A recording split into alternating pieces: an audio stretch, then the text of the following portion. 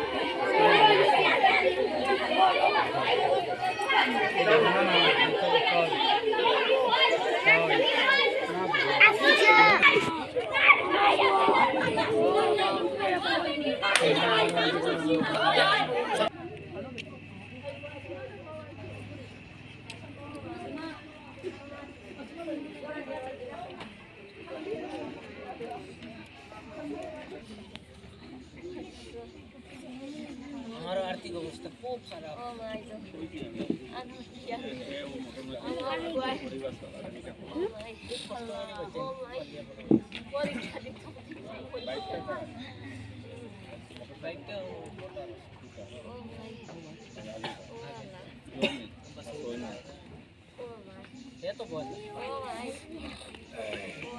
আপনার ছেলে বয়ার আছে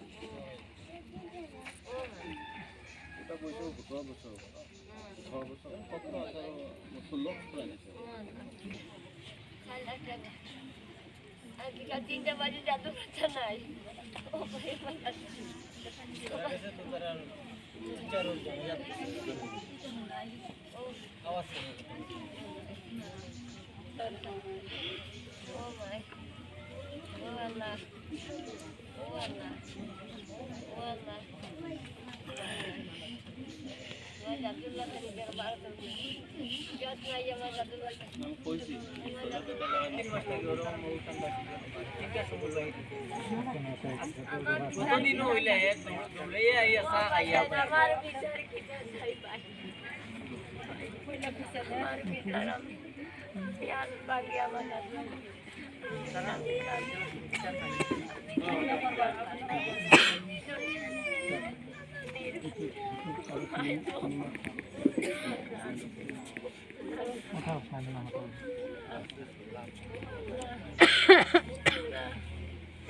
Allah